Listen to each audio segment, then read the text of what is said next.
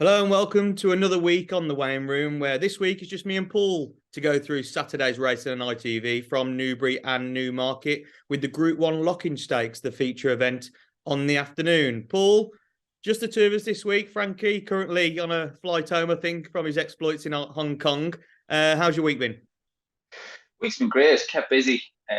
Looking forward to the weekend. Busy, tricky enough weekend I think ahead of us, but looking forward to the action. Different kind of sport tonight. I'm off to see League of Ireland soccer or football as you call it over there. Dundalk play host to Bohemians, so in case the third place v fourth in the Premier Division over here tonight. So looking forward to that. That will kickstart a good weekend. Yeah, lovely stuff. Lovely stuff. Right, then we'll get straight into the pod this week. And the first race we're going to cover is the 150 Bet Victor listed Carnarvon Stakes over 6 furlongs. Noble Style drops back to 6 furlongs, 10 to 11 favourite here. Aesop's Fables was nice as a juvenile, 5 to 1. Shaquille, a nice winner last time out, 11 to 2. Rabar, 12 to 1. Rumstar, 14 to 1. Desert Cop 16s and 28.50 to 1 bar those. Noble Style last season was obviously the top juvenile over this distance winning the Gym Crack. Was tried in the 2000 Guineas, probably didn't stay, probably didn't like the ground. Surely he's got enough class to beat these, hasn't he? He has to, James, and I thought he was probably keen enough as well, and did well to get within 5.5 lengths of the winner, Charlene, in the 2000 Guineas. I think even he has a tendency to over race it slightly, but that race, the Guineas should have took the edge off him, even if he was to race a little keen here. As the price reflects, he was best priced even money when I was having a look at this race yesterday. He's now gone, he's best priced 10 to 11.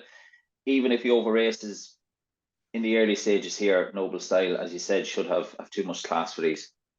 Yeah, I completely agree. He was even money yesterday, and I couldn't believe he was even money because I think odds against is probably the right price because from what he did last season, the horses he beat, he's a very, very good sprinter. I always thought when we were looking at the Guineas picture, would he stay? And I don't think we actually found out properly because the ground turned to sludge, didn't it really? And it was who handled it Yeah. best. And like you said, he didn't finish too far behind Chaldine in those conditions, but I think he's best at 6 furlongs. Um, the only issue I maybe have with him is that he did get colic, Noble Style, and was off the track for a little bit after last season because he was going to go to the Middle Park Stakes. Obviously, he'd come back this season, ran there. It's only 14 days. Horses can bounce, can't they? And I just Yeah. hope that Noble Style is good enough, fit enough, and ready enough that he doesn't bounce. Because if he's not on his A game, Aesop's Fables and Shaquille, they're good horses in their own right, but they shouldn't be good enough to beat 100% Noble Style. So we're agreeing to kick off the pod. Hopefully, we found a nice winner there. I was a big fan of Noble Style as well last season, so I hope he can kick on as a 3-year-old. Moving over to Newmarket then for their 205 Aspel Cider 17.28 handicap over a mile. Paul, who do you fancy in this one? This is probably not as easy as the first race we've looked at. No, no, definitely not. When you look at the prices, I think best price it goes 4 to 1 the field here. I've gone with Totnes for the Balding Probert team. She's only had one start on the grass, and that was on racecourse debut. She's 2 from 3 on the all weather. She won a 0 to 70 handicap at Lingfield when last seen on May the 4th. That was off a mark on the all weather 71. She was up here into to 0 to 85 company off a mark of 76, which I think is fair. The stables runners tend to improve with racecourse experience, and she wouldn't. I think 11 to 2 is fair. If she was any shorter, I probably wouldn't get involved, but 11 to 2, I'd be happy to take a chance on Totnes. Yeah, we're agreeing again this week. We did it last week. We had some nice winners, and we're doing it again this week. Totnes for me, for all the reasons you mentioned. Like you said, if you look last year on a debut, she needed that at Salisbury. But I always look with a lot of horses that it doesn't really matter where they finish first time out. It's how much experience they take in. It's whether that you can see a little glimpse of potential. And I think she showed that. She showed that because if you look at when he went to when she went to Wolves, she was just a much more rounded filly. She looked like she knew what her job was. What she was going to do. Obviously went back there, finished fifth, only 3 lengths behind the winner, but I don't think she probably gave a true race that day. And then obviously, like you said, back at Lingfield on a mark of 71. on handicap debut. I thought she won quite well, only up £5. I think she's a horse on the upward curve, and the yard's going very well. Obviously, landed the Dante with the Foxes on Thursday. So yeah, Tottenham's 11-2. I think it's a fair price, and hopefully she can go and make it 2 out of 2. Right then, back over to Newbury for their second big race of the afternoon on Saturday, and it sees the Group 3 Al Rayyan Stakes over 1 mile and 4 furlongs. And this, to me, is quite a nice race because it's got very proven horses against maybe some horses that could come through and slightly younger that could take over. Your Beer at the top of the market, 15-8, a bit of a globetrotter. We know what your Beer can do. Multiple Group 1 winner. But then you get Haskoy at 4-1. I think she's absolutely fascinating. Obviously fourth in the St. Ledger, only 2 lengths behind the winner, 2 wins before that. Isra in here at 15-2, probably been waiting for a bit of better ground. Kamari from the same stable as Yabir, who could pick up the pieces. Garci, who was a winner at York last season. Bolshoi Ballet, what's happened to that horse? 5-year-old back, and Old Harovian at 12s. Paul, who are you going for? Yeah, there's a couple of familiar characters in this one, but I tried to make a case for Kamari. He got a couple of good bits of form out in Maidan, but even on his best form, I think Kamari will still struggle here. I think at best he probably could be booked for a podium finish. I don't think he'll be good enough. I'm looking to take the favourite on, and I've gone with Haskell. First time tongue tie goes on here. Yeah, poor Hector Crouch never really got a look in since he steered the selection to victory on racecourse debut at Wolverhampton back in July of last year. And I'm gonna have a guess. Like, she was obviously showing nothing at home. She with her pedigree, she was made a racecourse debut over 1.5 miles, albeit a fairly sharp and an easy 1.5 miles around Wolverhampton. But you know, usually racecourse debutants, even with a middle distance pedigree, they tend to start off at 1 mile, an easy-ish 1.2 miles. So she obviously wasn't setting the world alight at home, and she was returned at 6-1. So that kind of backs up that kind of theory on that one. But Ryan Moore steered her to victory next time out. Then I thought she ran a cracker in the Ledger when last seen. She rolled about. She got a bit tired in the closing stages under Frankie. Frankie's back on board here. She has a tendency to I think when she won at York, she had a tendency to hang out to the right when coming off the bridle. She was a little bit, she had a tendency then to, yeah, she did at York. She was hanging out to the left, actually, I think, in the closing stages, didn't she? She was ridden out the back and what have you, and stayed on. That would be the only fear here, that when she comes off the bridle, she rolled around under Frankie at Doncaster when last seen in the Leisure. That would be the only concern here. First run of the season, when she comes off the bridle, she's probably still learning on the job as well, to give her credit. So, but she's clearly talented, and I'd be happy enough at 4-1 to take on the favourite with Haskell. Yeah, we're agreeing again for all the Feast or famine.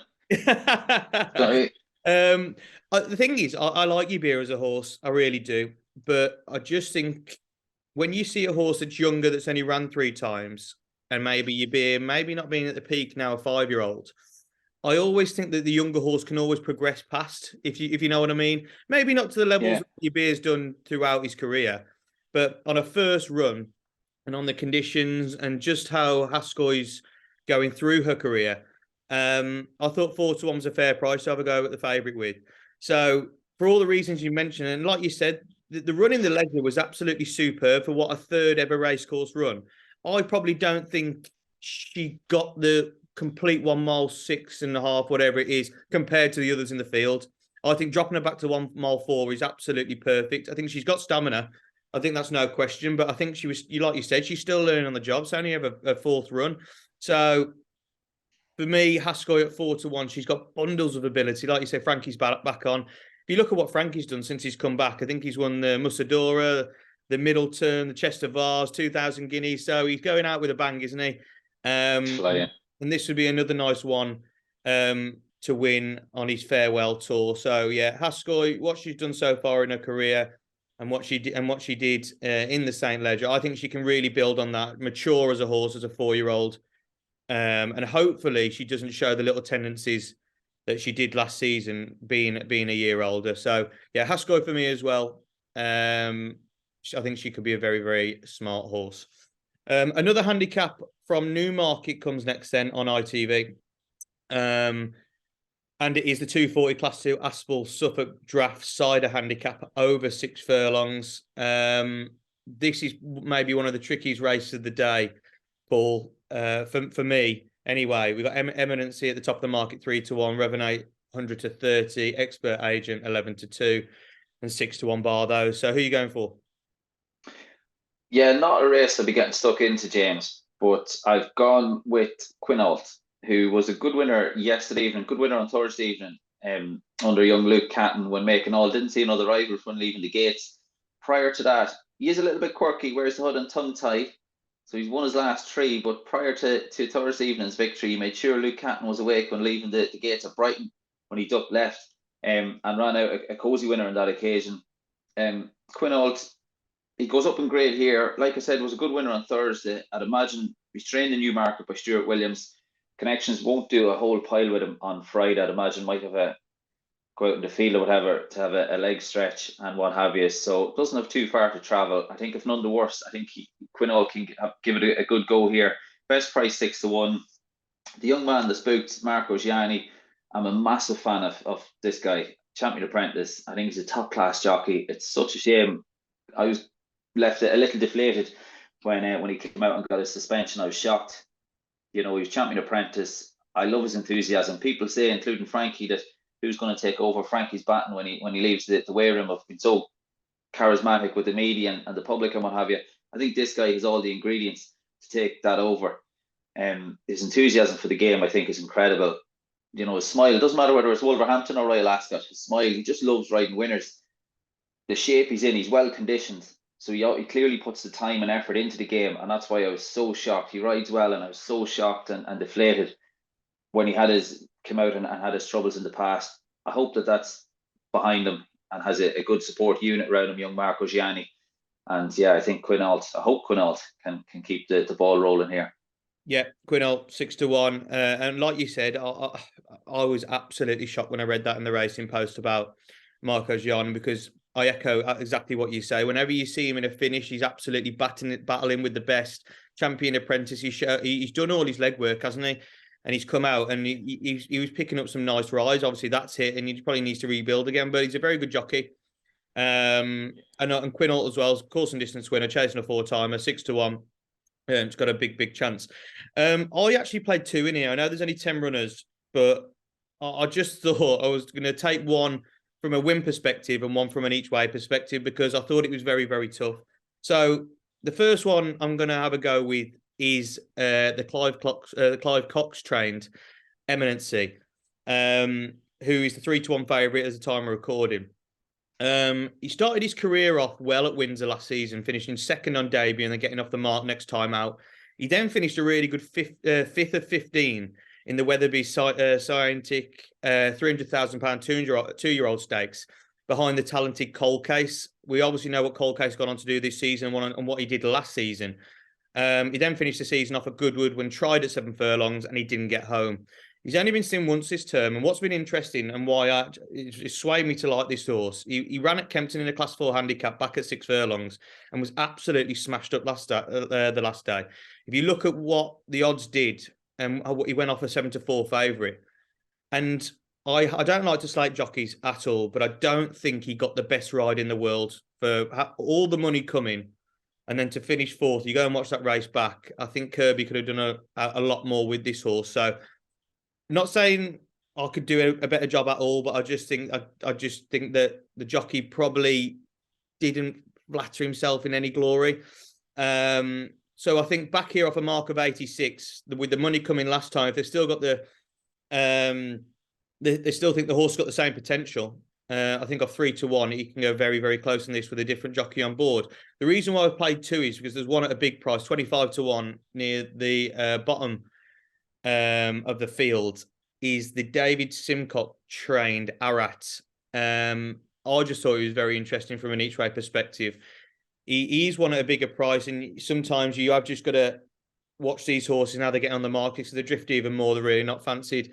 But he's been seen 3 times today, now handicapping off a mark of 77. I just think this could be more his bag. This could be more his sphere, handicapping. He was second on debut at Yarmouth behind the talented Zoology.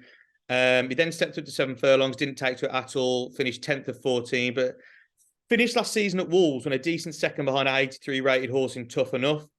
Having his first run this season, he's had a gelding operation. I just thought he looked really, really interesting for a yard that when they send horses handicapping, they don't do too bad, especially when they've had a gelding operation. So, yeah, a rat for me, 25 to 1 each way for David Simcock, but eminency from a win perspective at 3 to 1 in what looks a very tricky handicap. Right then, another handicap that's quite tricky from Newbury is their big handicap of the day. And it's the Class 2 Bet Victor London Gold Cup Heritage Handicap over 1 mile, 2 furlongs. Paul, take it away with this one. Who do you like? Because this, for me, you could have picked a number of horses. Onward is Bertinelli from the Aidan O'Brien stable. Ryan Moore on board. The son of Justify holds a number of big entries later in the season. He's in the Irish 2000 Guineas next Saturday. That's on the 27th of May. He's got an entry in the Epsom Derby, to name it a few of his big entries upcoming. Bertinelli, 1 victory from 3 starts, was second twice. You know how much I love Dundalk form, James. And that win came over the 8 furlongs at Dundalk in November. Was second over 1 mile and 2 at Cork when last seen. That was back in April. He's still improving, and I'd be happy to take a chance at 8 to 1 on Bertinelli. Yeah, Bertinelli 8 to 1. And when I looked at this race, when I saw Bertinelli in there, O'Brien, I thought there was a mistake, because I thought, why the hell is Aidan O'Brien bringing a horse over to Newbury to run in a handicap when there's so much good racing on in Ireland? Like you say, you got the Irish 2000 Guineas coming up. I was like, this isn't right. So surely you've got to have a go with it. So I've gone Bertinelli as well at 8 to 1. We were either going to have a really good day or a really bad day at Newbury, the way we're going with the same selections. But like for all you mentioned, and being up to 1 mile 2 on his 3-year-old debut at Cork, I thought he ran a screamer behind Aldair that day. I thought Aldair was very unlucky at Chester. I thought he had to weave, try and find his position. And when he got out, the bird had flown behind another nice one for Aidan O'Brien. I don't think that form's bad at all. I think off a marker 99, I don't think he's been bred to be racing in a handicap off a marker 99. I think this horse will be running in Group 1s. So I think there's much more to come. I think he's probably got a bit in hand. I think he's probably a bit of a fact-finding mission to see how good this horse actually is. Because if he does blow out, his mark will drop, and then he could send him into maybe another handicap at Royal Ascot. But if he goes and wins, he's got to be group material, hasn't he? So Bertinelli 8 to 1. I thought it was a very, very good price, you know, for an Aidan O'Brien horse coming into a handicap where you don't see this very often, especially at meetings like this. You do at the big meetings like your Yorks, your Chesters, your Royal Ascots, but even though this Newbury card's a good one, I'm surprised that he sent one over into this handicap. So you've got to take notice when that happens. So Bertinelli for the both of us. Right, moving on to the final events of the afternoon from Newmarket. This is the 15-15 Class 2 Aspel Blush side of handicap. Paul, who did you pick out in this one? Yeah, another one that's quite intriguing. I think Burst Out is interesting. First start for Paul and Oliver Cole, having previously been trained in France by Andre Fabre. The one I've gone with is Wall Game from stall 13. First start in handicap company. Is getting better with racing. Finished third at Kempton 2 starts ago, having raced pretty keen in the early stages. Was then ridden with restraints and ran, like I said, green when finishing second at Wolverhampton when last seen. That was back in April. You might need to be a world beater to get involved here. And I'd be happy to get involved with Wall Game, who is best priced at 12 to 1. If that's an each way play, I'll let the punchers decide that. But I'd be happy to take a chance on Wall Game for trainer Henry Candy and jockey Dane O'Neill. Yeah, it looks a good selection for stall 13, 12 to 1 chance, like you said.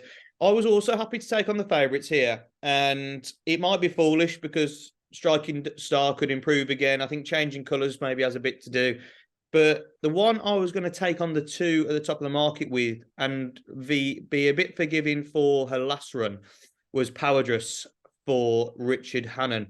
13 to 2 currently in the market. A winner on a sole start last term over 5 furlongs at Newmarket in a filly stakes. She then suffered a setback and wasn't seen again as a juvenile. Moved up in trip for a seasonal debut back this term. She finished a superb 3rd of 9 in a good condition stakes behind Majestic Pride and Holguin. Holguin's come out and run really another good race, and Majestic Pride probably didn't back that form up as much, but I thought for how many days she had off, it was an absolutely superb run. What if you look at what Power Dress did last time, she stepped up to a mile on the wrong side of the track on horrid ground in the 1,000 guineas, and she was basically pulled up before the furlong pole.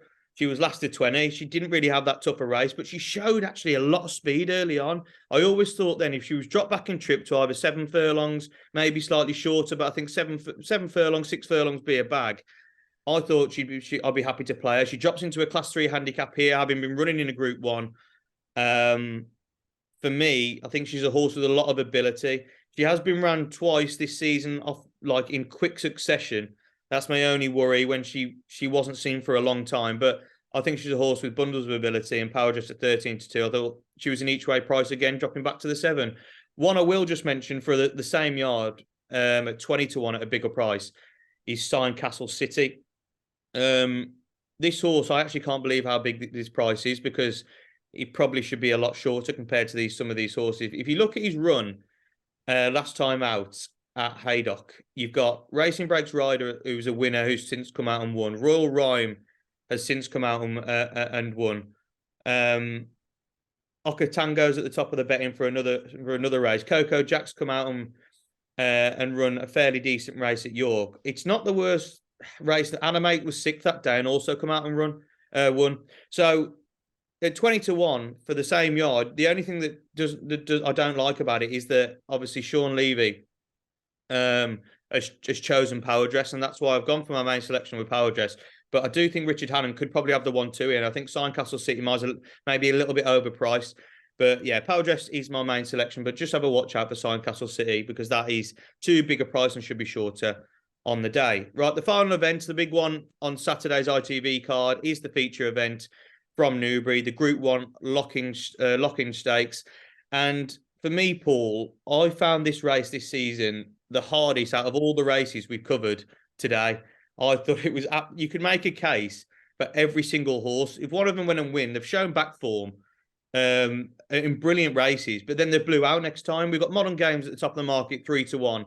Laurel, the young pretender, 7-2. My Prospero, 5-1. Mutasabek, 7-1. Jadumi, 8-1. Light Inventory, 10-1. Shindit, 20-1 and 22-1, bar those. Like I mentioned, Paul, I think in this field, the only one that you don't really know how good she can be is Laurel. But is what if what she's good at, is it as good as some of these in the field? Do you know what I mean? I thought it was a real tough race to go through. Yeah, and her pedigree is incredible. Like, she's only had the 4 runs, the daughter of Kingman. Good winner at Kempton back on the 10th of April. Like you said, is an intriguing runner here. Frankie and Team Gosden teaming up here. Modern Games currently at the top of the betting. Jadumi is a horse I like a lot, and I tried to make a case for him. I had to look twice at him. However, his best form has come with a bit of cutting the ground, and the going here is good. I just think the ground could be a little bit on the lively side for Jadumi. So the one I've gone with is Mike Prospero from stall number 12. He won his maiden over course and distance. He was last seen finishing 3rd behind Bay Bridge in the Group 1 Champion Stakes at Ascot back in October. Stall 12 is a concern, but I do think he'll be fit enough. He's versatile as far as going is concerned. He has form on going ranging from soft to good to firm, so ground won't be an excuse. He's a Group 2 winner. He was taken, when you look at his Group 1 form, he was beaten in nose in that Group 1 contest at Ascot last time out. I think Mike Prospero will give you a good run for your money here. Currently best priced at 5-1. Yeah, I agree. I think My Prospero is solid 5-1. Like I mentioned at the top of talking about this, it is absolutely solid race, because you've got to try and pick through different form lines. You've got to try and pick through whether these horses are fit.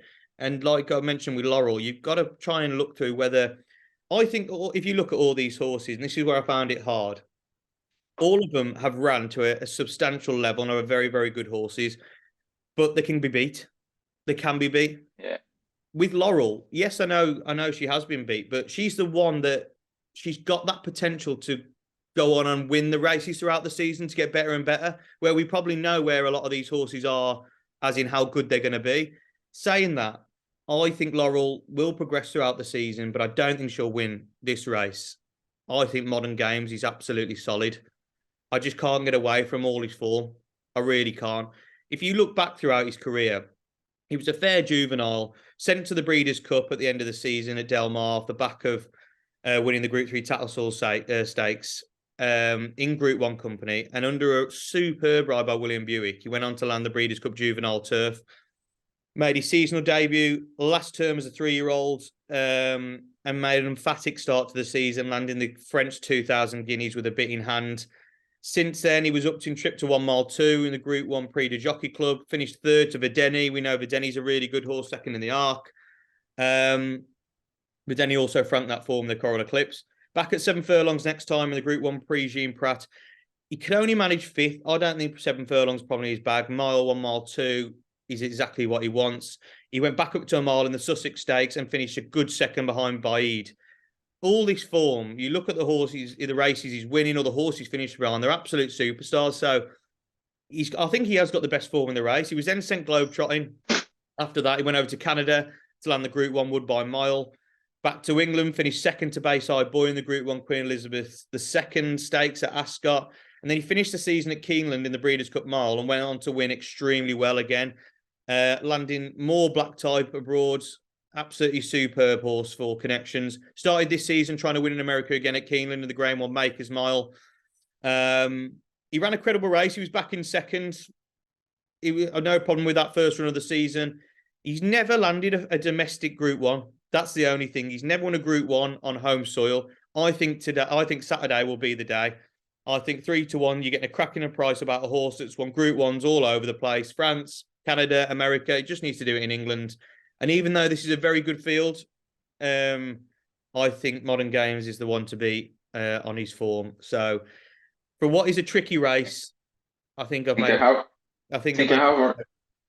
Sorry, James. I think you're hovering on nap territory there with the sense of things. I know, I am, but it is such a tough race that anything could come out and win. So I'm not sure yet. I'm not sure, but anyway, that is all the races covered from Newmarket and Newbury. It is now nap time.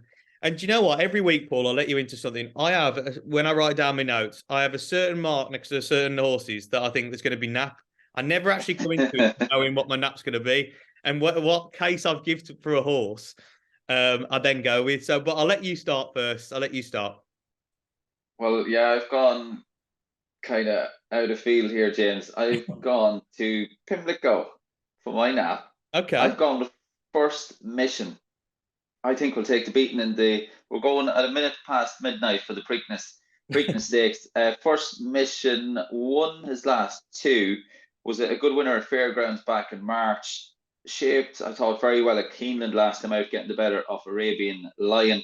Steps up an extra furlong here. That was over the extended mile, 1.5 miles a furlong. Louis Saez, again, he was on board at Fairgrounds he was on board at Keeneland last time out. And yeah, I think representing the top team, Godolphin owns Brad Cox Trains, drawn a stall 8. The selection here, First Mission, missed the first leg of the American Triple Crown, comes here a fresh horse, drawn a stall 8, and shapes as though I think the triple will be no issue. There's only 8 runners in the race, but First Mission is pretty sharp away from the gates, but doesn't necessarily have to make the run-in. So I think First Mission will get a good break, but Louis Saez can pretty much ride the race as he finds it. He can ride a waiting race from the front.